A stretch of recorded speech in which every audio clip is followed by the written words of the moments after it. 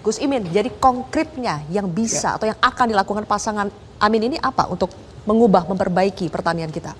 Pemerintah dan negara ini kan punya tiga. Satu, anggaran.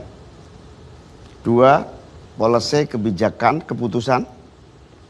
Dan yang ketiga, aturan. Kita bisa mulai dari tiga hal ini, dari pokok masalahnya. Subjek dari problem pertanian itu apa? Yaitu pelakunya, petaninya sendiri.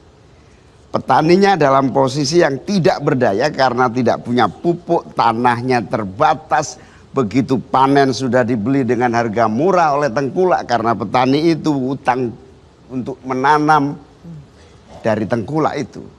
Itulah yang kemudian sumber utama menjadi lingkaran setan yang tidak tertangani. Oke. Kita mulai dari tiga hal ini. Yang pertama, dari segi anggaran. Tidak boleh lagi semua kementerian menangani pertanian. Sehingga anggarannya kecil-kecil berantakan di mana-mana. Saya kira tidak hanya pertanian, semua hal. Saya udah ngomong bolak-balik sebagai DPR ini, tapi ya nggak tahu namanya. Di situ ada manajemen pemerintahan yang berbasis reformasi budgeting atau reformasi politik anggaran. Salah satu cara pendek agar subsidi ini tepat sasaran, subsidi ini jumlahnya besar, subsidi ini atau bantuan kepada petani yang bersumber pada anggaran negara, intinya pupuk tersedia gitulah, nggak usah repot-repot. Jangan melewati semua kementerian. Baik. Bila perlu Kementerian Pertanian digabung dengan kementerian-kementerian yang dalam konteks pelaksanaannya nyambung dengan pertanian. Misalnya Kementerian Desa dan Pertanian, gabung aja.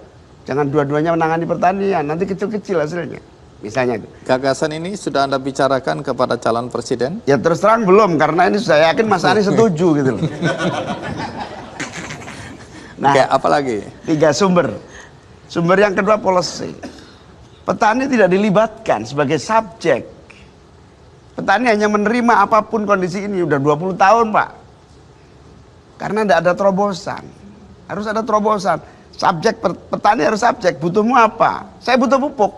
Cari jalan, policy. Nggak bisa impor bahan baku pupuk, produksi pupuk. Pemerintah harus menjadi leader produksi dan leader dari penanganan petani sebagai subjek. Yang ketiga, soal undang-undang, aturan. Aturannya juga harus disinkronisasi lagi sehingga tidak ada kriminalisasi nelayan, kriminalisasi petani yang kemudian membuat mereka tidak kreatif di dalam melaksanakan semua inovasi pertanian. Oke. Insya Allah Mas Anies setuju ini.